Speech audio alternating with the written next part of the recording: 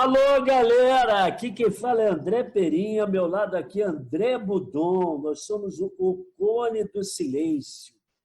E hoje a gente vai falar sobre como seria os Beatles se eles não tivessem acabado. Vamos soltar a imaginação e montar os discos da nossa cabeça aqui, como é que seria em 4 épocas diferentes. Então, vocês aguardem aí que daqui a pouco a gente está de volta.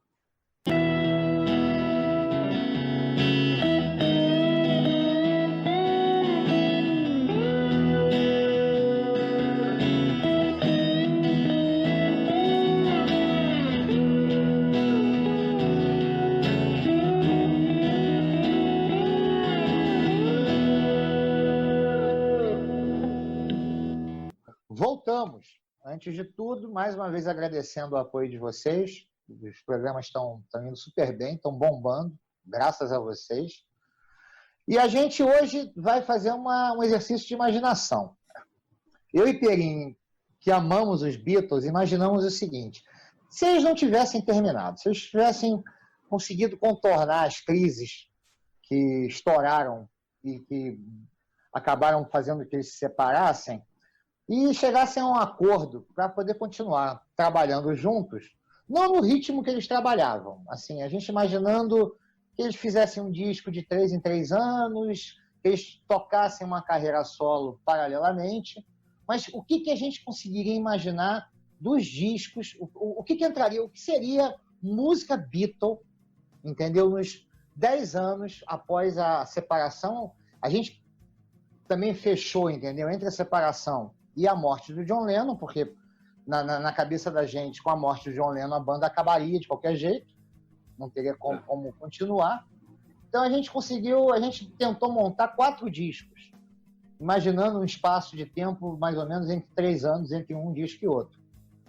E ouvindo a discografia dos caras, o que entraria nos discos dos Beatles? Quais seriam as músicas Beatles das composições solos do John, Paul, do George e do Ringo, né? Do Ringo. Sempre tinha uma musiquinha ou outra nos discos. O primeiro que a gente pensou é de 1970, porque na real, assim que houve o rompimento, todos lançaram discos. Então a gente decidiu fazer do ano de 1970 o repertório. Vamos lá, Budon, qual seria o repertório? Olha, eu separei o seguinte: o Instant Karma, do John Lennon, Cold Turkey, também do John Lennon, Give Peace a Chance, God e Love. God e Love são do primeiro disco dele, Plastic Ono Band. Mas imaginando um arranjo completamente diferente, aquele arranjo minimalista. Porque o que aconteceu? Quando o John, vamos falar um pouco do John, logo que ele saiu, logo do primeiro disco dele. Ele lançou esses compactos, o Instant Karma e o Cold Turkey, e Give Peace a Chance, ainda com os Beatles, tanto que a música é assinada por Lennon e McCartney. E aí fez um disco solo baseado numa terapia que ele e a Yoko fizeram do grito primal do Janov, onde você colocava todas as suas emoções na voz. E é um disco extremamente minimalista. É um piano, uma guitarra, uma bateria. O Ringo toca nesse disco, é quase que um metrônomo, as músicas são despojadas de arranjo, não tem firula, não tem solo, não tem nada. É um disco extremamente seco, duro e depressivo, né? É um disco pesado, não é um disco que você ouve como você ouvia os discos dos Beatles. Então é difícil você separar, você conseguir imaginar músicas como Isolation, My Mom Is Dead, na discografia dos Beatles. Então acaba que... Eu acho que assim, a gente aqui está fazendo nosso exercício de imaginação, mas a real é o seguinte: se não houvesse a separação, esse disco não seria desse jeito. A mensagem desse disco é: o sonho acabou, e ele é um disco, ele é seco.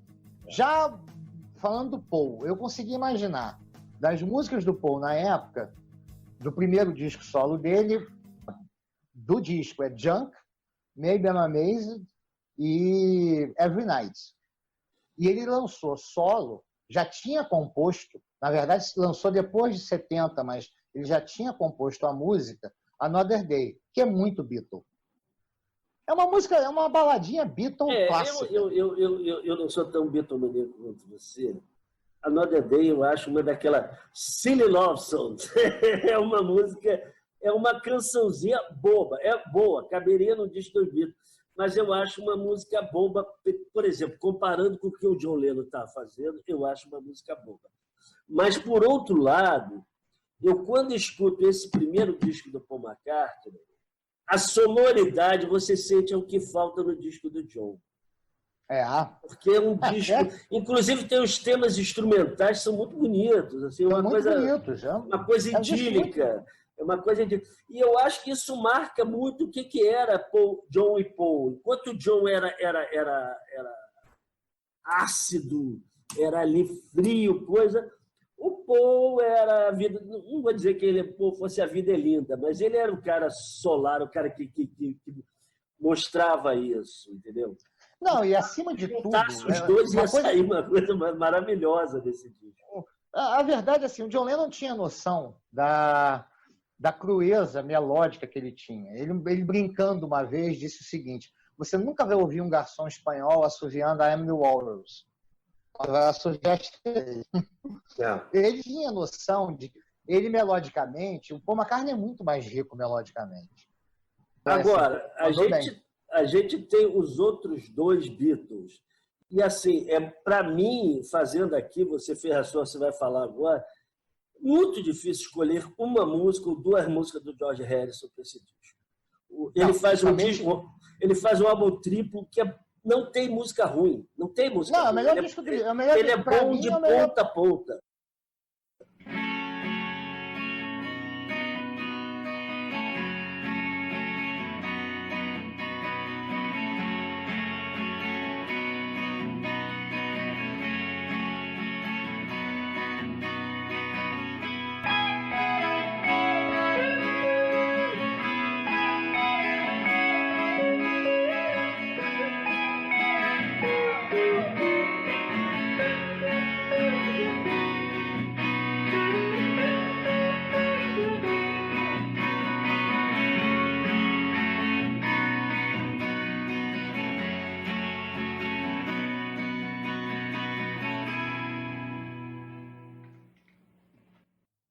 Para mim, é o melhor disco solo dos Beatles.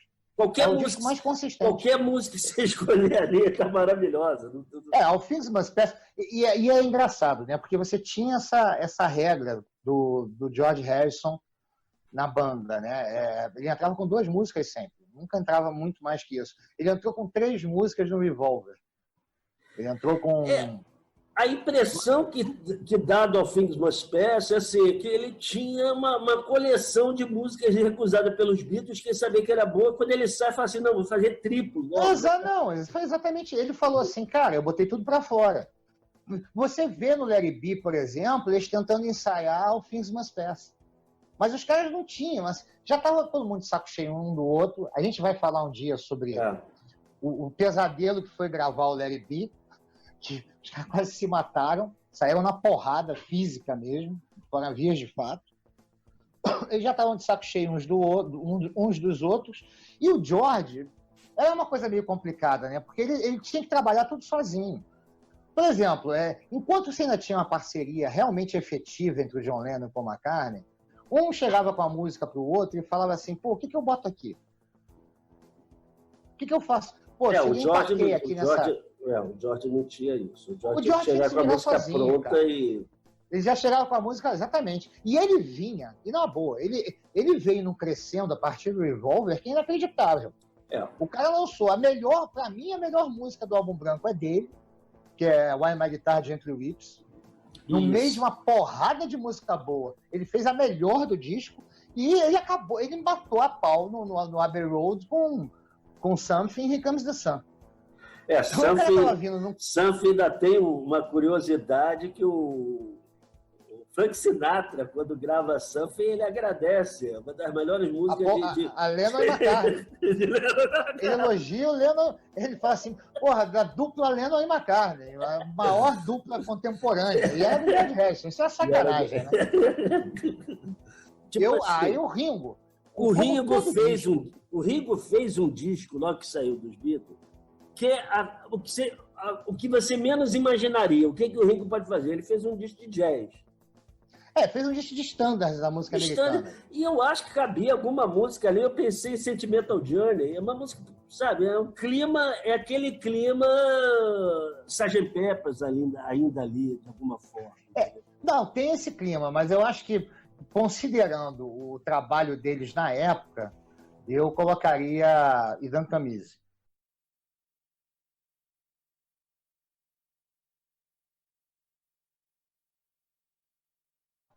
Agora vamos para o disco de 1973.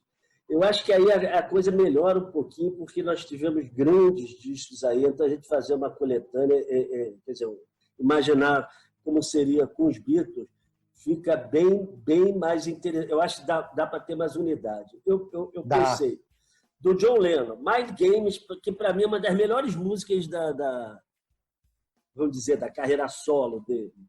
Também acho. Agora, o disco Mind Games eu não acho. Só Mind Games eu gosto desse disco. Também. São músicas muito genéricas, cara. O John Lennon está numa seca criativa. Jealous Guy, com certeza. Sim. Mas aí é o seguinte, a gente tem que falar, né? O disco Imagine. O disco Imagine é muito bom, mas ele é muito na linha ainda do anterior. Eu tirei desse disco também How to Sleep, que é eles gravaram isso e um ia matar o outro, mas assim, porque é uma música que a letra é diretamente, eles xingam por uma carta, mas talvez eles conseguissem gravar isso. Eu acho que imagino. Eu não consigo imaginar. Talvez mudasse a letra. Só se ele mudasse a letra, cara. Eu não consigo imaginar essa música. Eu não consigo imaginar esse lado panfletário do John Lennon. Eu acho, assim, o John Lennon lírico é muito mais interessante que o John Lennon ativista. Sim, mas foi assim, importante. Não, é importante. Até aí, se eu só chegar aqui no final para lá, Give Me Some True eu colocaria aí, Oh My Love, How, e terminaria o disco com Imagine. Eu tenho um problema com Imagine, eu vou falar. Hoje em dia eu não consigo, até gravei aqui, não sei o que, mas não consigo mais escutar Imagine. É uma música assim que não dá mais, entendeu? Agora, hoje eu penso assim, a gente não tem a noção do que era quando o John Lennon gravou Imagine, porque o John Lennon era considerado, no momento, quase uma pessoa não grata, ele era agressivo, ele era uma coisa... Então, na hora que ele grava Imagine, foi a hora de... Esse disco eu acho que ele tenta aliviar a barra do primeiro, falar assim, não, mas eu sou um cara legal também, eu sou um cara que quer o amor, quer a paz, entendeu? Não, primeiro uma pancada tão grande que isso aí eu acho que ele dá uma... Eu acho o seguinte, eu acho que Imagine é uma continuação de Gods.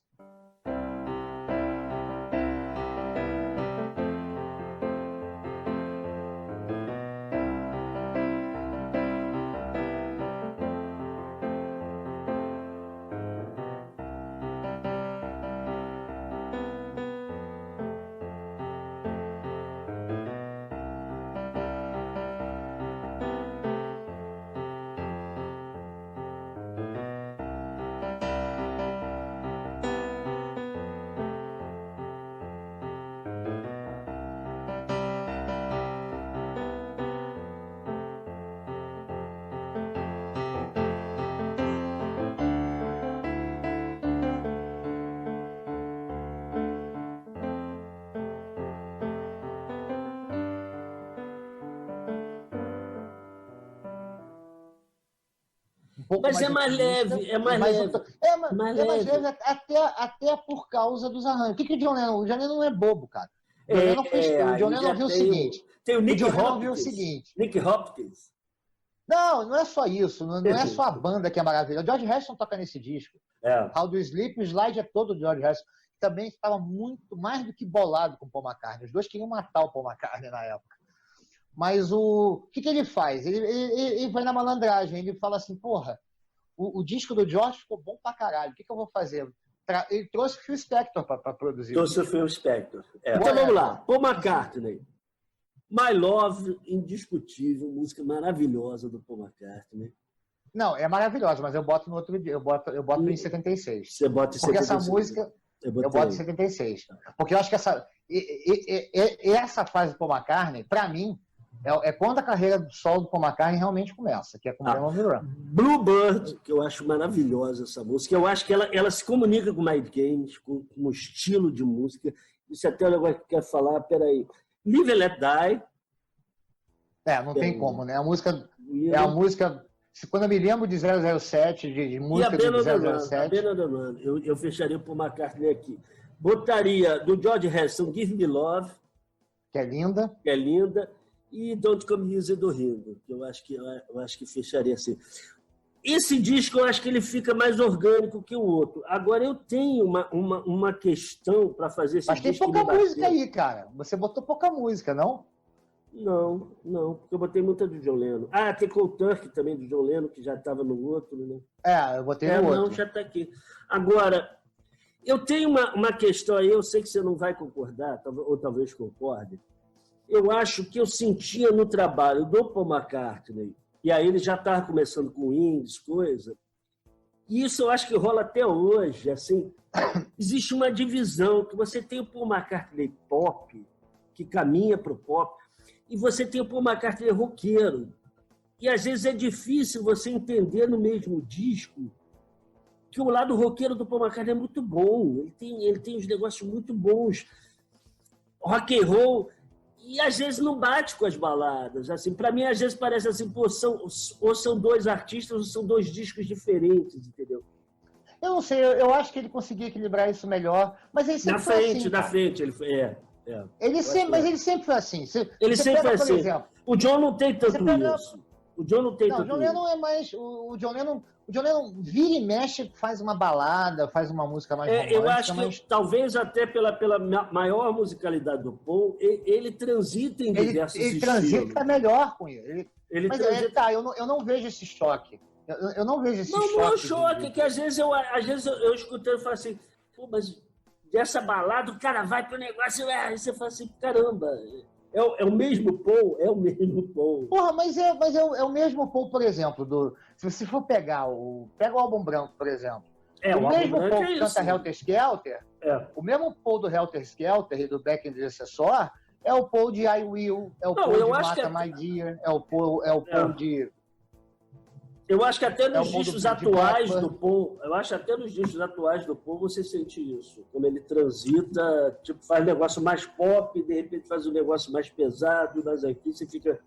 É uma característica dele. Que, por exemplo, eu só botei uma aqui.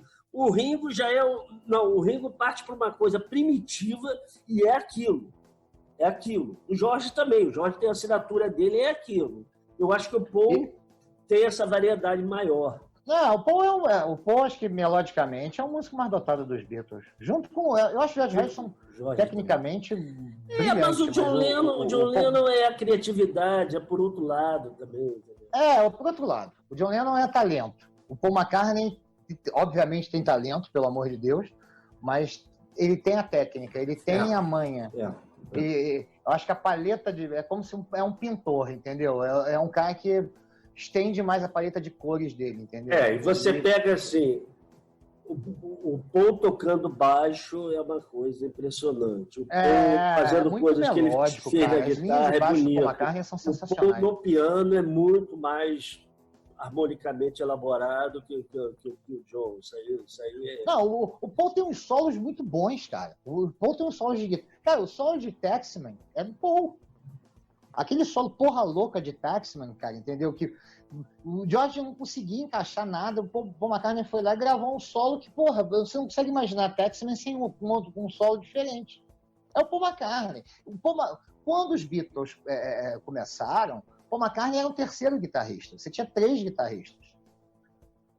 Assim, quando saiu o baixista, o Stuart Sutcliffe, os caras chegaram, olha, alguém tem que pegar o baixo. O George não é, porque é o mais talentoso. O John Lennon falou, não, eu não vou pegar baixo não, porque eu sou o frontman. Se vira você no baixo.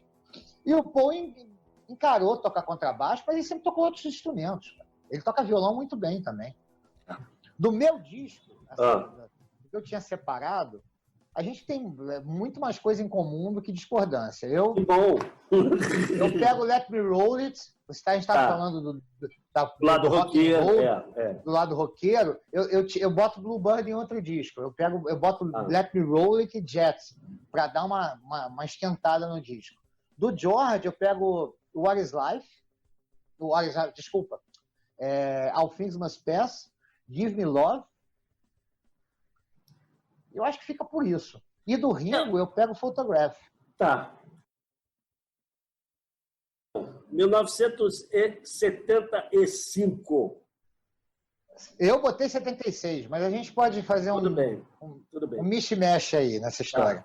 Tá. Cara, eu acho o seguinte, o John Lennon, a carreira do John Lennon solo é muito irregular, né? Você teve o Plastic Ono Band, você teve o Imagine, depois ele faz um disco panfletário com uma banda medonha chamada Sometime in New York City, lança o Mind Games, e aí, naquele momento, ele se separa da Yoko e vai morar em Los Angeles. Ele vai passar uma temporada em Los Angeles, se arrasando com a pior gangue que ele poderia se juntar. Ele vai para Los Angeles, ele fica lá com Harry Nilsson, com o Ringo, com a porra louca do Keith Moon do The Who, David Bowie, Elton John, é cocaína em montanha, entendeu? Sabe, o fim de semana que nunca acabou. O fim de semana perdido, né? The Lost Weekend do John Lennon. Mas, apesar disso, ele faz, para mim, o melhor disco da carreira dele, o mais coeso, o mais bem produzido, o mais bem arranjado, que é o Walls and Bridges. E aí eu pego desse disco, Number 9 Dream, que eu acho sensacional. Pego What You Got, que é uma Everybody's Got Something to Hide Except for Me and My Monkey, número 2. Eu pego... Oh, meu Deus, fugiu o nome agora. Whatever Gets You Through the Night. Whatever Gets You Through the Night. Que tem a participação do Elton John. Do Elton John. Bonito. Então você pega essa fase... Eu pegaria...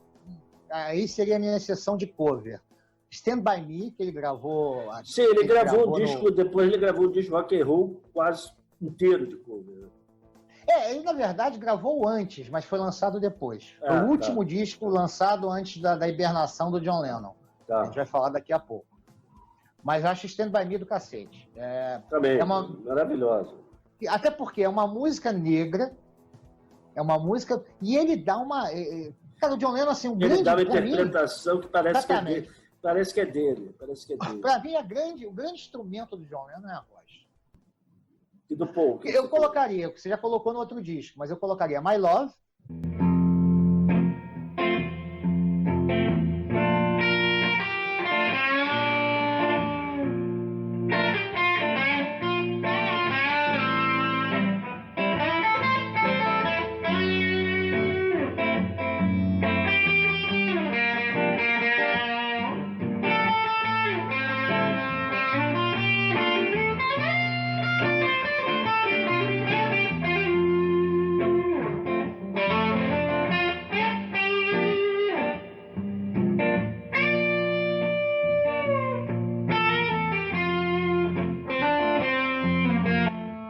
Colocaria With a Little Luck, que foi uma música composta um pouco anteriormente, e colocaria 3 do Winds at the Speed of Sound. Colocaria City Love Songs, colocaria Let Me In, que eu acho maravilhosa. Eu acho o Winds at the Speed of Sound um dos melhores discos. É o melhor disco do Winds, para mim. Eu prefiro Ben on the Run, mas eu acho esse disco muito bom. Eu acho que aí... Termina aí que eu vou falar sobre o Winds. Termina a sua lista. Não, do George eu botaria o Dark Horse, que é uma das poucas... O George também é o seguinte, depois de Living in Material World, ele passa uma fase negra, cara. Ele faz 3 discos absolutamente relevantes.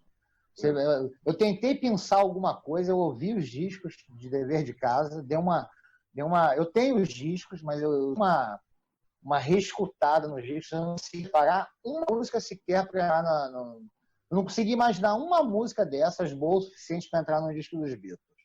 Então eu busquei coisa que tinha ficado de fora dos discos anteriores. Eu botei If Not For You nesse disco. Eu pensei assim, bom, já que o John Lennon está entrando com uma cover, eu boto o George Harrison pode...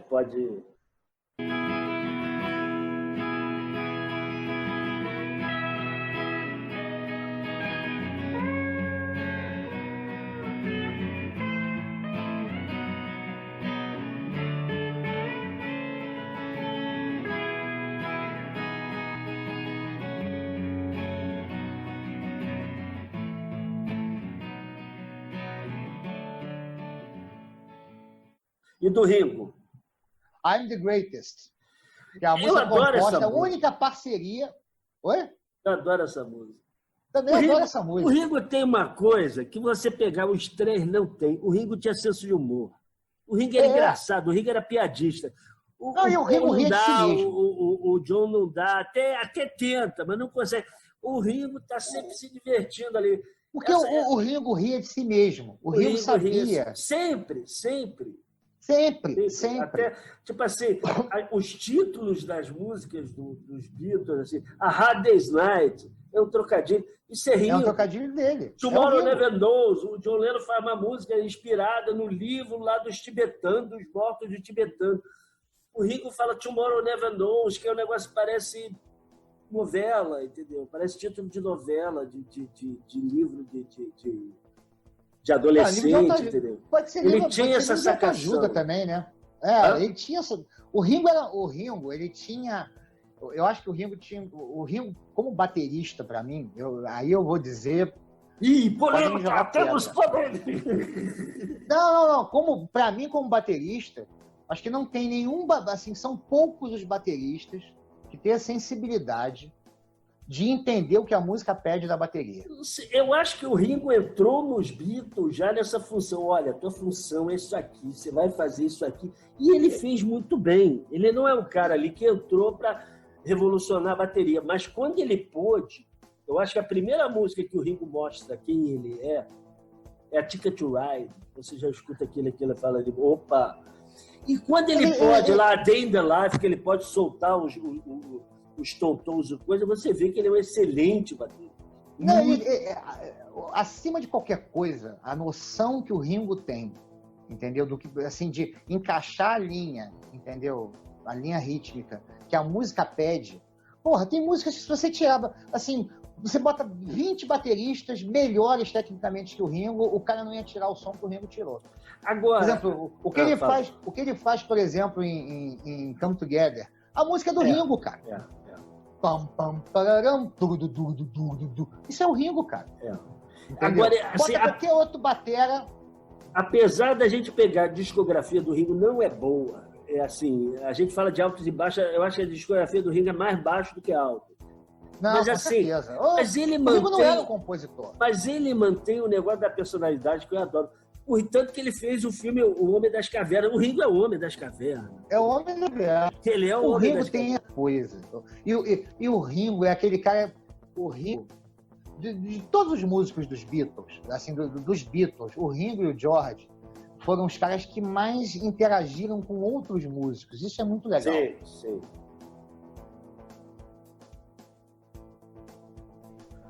Bom, e a gente chega no derradeiro disco dos Beatles, né? O disco que a gente imagina sendo feito em 1980. Isso depois de 5 anos de hibernação do John Lennon, tinha sumido do cenário musical para cuidar do filho Sean, que ele teve com a Yoko Ono, uma gravidez fora de época, extemporânea. E ele resolveu, ela negociou com ele, olha, eu carreguei esse bebê 9 meses na barriga, agora você cuida dele. E ele se afastou de tudo, encaretou, parou de usar droga, consumia, as únicas drogas que você pode imaginar consumíveis que ele usava, fumava igual uma chaminé e bebia café igual um louco, mas de resto ele encaretou, parou de usar cocaína, parou de usar maconha, parou de usar todo tipo de droga. E demorou um pouco para poder engrenar. Ele realmente se desligou do show business, do jet set. Ele parou de frequentar os amigos pararam de ir na casa dele. Inclusive o Paul McCartney, que eles tinham tido uma retomada da amizade, eles tinham se meio que reconciliado, ainda assim eles não tinham contato. Muito pouco contato, por telefone e raramente. Mas o cenário musical foi mudando, e ele começou a se ligar na cena musical, ter mais interesse naquele som do pós-punk, né, americano, principalmente. E resolveu fazer um disco em dueto com a Yoko Ono. Um disco em que eles dividiriam as faixas, que foi o Double Fantasy. Que é, para mim, assim, eu pego todas as músicas do Double Fantasy e jogo no disco dos Beatles. Estão todas que poderiam ver tranquilamente num disco dos Beatles.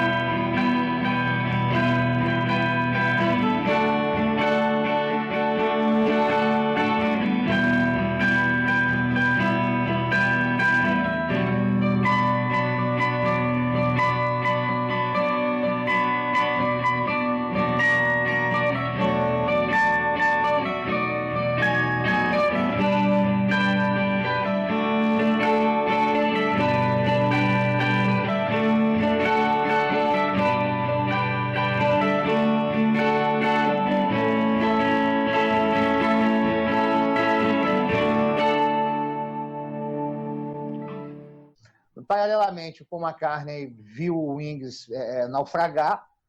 Teve uma história... O Wings acaba quando o Paul e a banda vão fazer uma turnê no Japão e o Paul McCartney é preso com 100 gramas de maconha entrando no Japão. Era uma quantidade de tráfico de droga, né? Ele fica preso no Japão um tempo e, por volta, a turnê que ele ia fazer no Japão com a banda é cancelada e ele dissolve os Wings.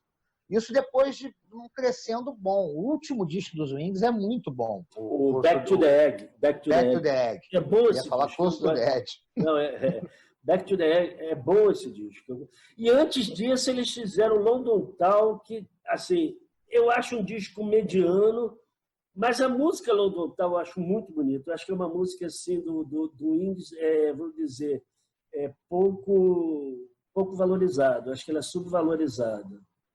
Bom, além de London Town, outra música que estourou e que foi até surpresa para o Paul McCartney foi Mull of Kintyre, que é uma música que ele usa... Gaita de Foley. Pois é. Absolutamente inusitada, com um clima meio escocês, né? E que estourou principalmente na Grã-Bretanha. Vendeu muito bem, foi número 1. Ele também estava há um tempo sem descolar um número 1 nas paradas, apesar de ter vendido muito. Ele tinha feito pouco antes um disco ao vivo que vendeu horrores, o Wings Over America, um disco triplo. Foi um filme da turnê do Wings, mas daí para frente os Wings começaram... Você teve mudança de integrantes do grupo e, como eu vinha contando, né? Ele, depois da cadeia que ele pegou lá no Japão, a banda foi para o espaço. Nesse processo, ele resolveu fazer o que fez no McCartney 1, gravar um disco solo, tocando todos os instrumentos. E aí você vê, mais uma vez, uma influência danada da sonoridade daquele final dos anos 70 e início dos anos 80. De muito teclado, muita programação eletrônica, assim, um som meio pós-punk, new wave, né? É o disco new wave do Paul McCartney. Aí, nesse disco, eu acho que ele já começa isso no anterior, com o Wings, do Back to the Egg, que tem uma música, eu acho, Spirit On, que é claramente influenciada pelo punk. Assim, um punk mais bem tocado, vamos dizer assim. Mas a música tem aquela relação com o rock novo que estava se fazendo. E nesse tem uma música Temporary Secretary, que é toda programada, que assim, é uma música dos 80. É claramente anos 80. E eu acho curioso isso, porque assim, se você pegar... Eu acho que os quatro, durante a década de 70, você pegar assim, sei lá, Led Zeppelin, Yes, pertenciam a um outro universo. Eles não se comunicavam. Os Beatles faziam o som deles e eles não se relacionavam o que com aquela geração estava escutando. E agora eu acho que era uma outra geração e eles se identificaram mais com essa ruptura, né? Eu acho que isso.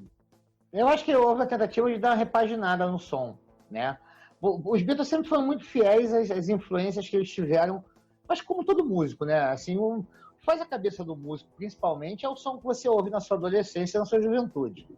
Né? Mas aí eu acho que eles quiseram dar Eles conseguiram dar uma reciclada. Eles conseguiram se reciclar. E não é à toa que, anos depois, o Paul McCartney foi procurar como parceiro musical o Elvis Costello. Elvis Costello. Era um cara que tinha aparecido exatamente nessa época, fazendo um som extremamente moderno e com muita influência de Beatles. Muita legal influência isso? de Beatles. Muita influência de Beatles. Tem também, no caso do disco do John com a Yoko, a gente foi até, assim, desprezamos a Yoko aqui no programa, porque eu acho que o John ia querer que a Yoko ficasse na banda. Mas tem umas músicas da Yoko, eu destaquei aqui Kiss, Kiss, Kiss, que é uma música que, em geral, todo mundo pula, né? Chega lá na música dela. Não, mas o álbum do John Lennon, pra mim, o Double Fantasy, eu ouço meio disco. Mas se você pegar essa música da Yoko e ver o que depois foi feito, um tempo depois, por exemplo, com B-52s, com bandas assim, você vê a Yoko estava na vanguarda da New Wave ali. O que foi feito com a New Wave, a Yoko já está fazendo 3 anos antes, assim. Ela realmente trouxe ali uma coisa nova. Olha, não tem a ver com esse rock anterior, mas estou botando uma coisa nova. E realmente eu vejo aí que eles estão comunicando. Agora, uma coisa que a gente não falou aqui, assim, o George fez um disco, depois de, como você falou, discos decepcionantes, ele fez um disco interessante nessa época. Fez o George Harrison, em 79, que traz pelo menos três músicas que, para mim, entram no disco dos Beatles, que é Blown Away, Faster e... Oh, meu Deus, agora me fugiu o nome, porra. Not Guilty. Not Guilty, que é excelente, é uma baladinha meio jazzística, é muito legal essa música. O Faster, inclusive, é uma homenagem à Fórmula 1, que ele era fissurado pela Fórmula 1.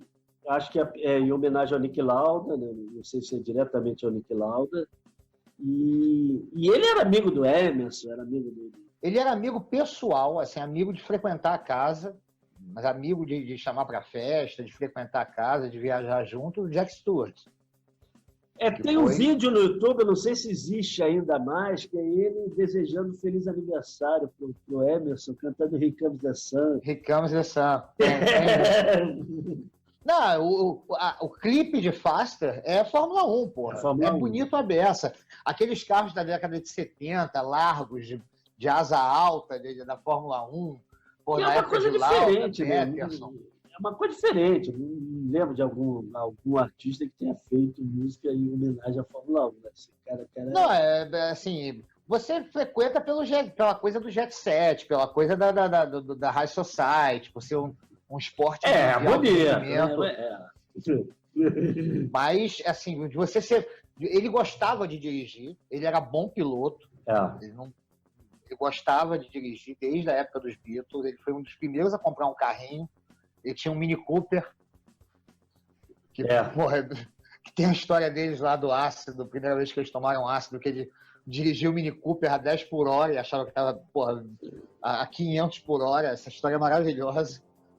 Mas ele gostava, ele tinha essa relação pessoal. O George diversificava, né? O George era amigo do pessoal do Monty Python, era amigo da Fórmula 1. Tanto que naquele documentário do Martin Scorsese, e no show de tributo, né, ao George Harrison, que é lindo, acho que é um dos melhores tributos que já foram gravados por um músico, você vê depoimento dos caras do Monty Python, você vê depoimento exatamente do Jack Stewart, do pessoal da Fórmula 1, do Bernie Ecclestone. Você tem... Ele saía desse ambiente musical, né? O George, ele se relacionava muito com outros músicos. Não é à toa que ele montou depois o Traveling Wilburys.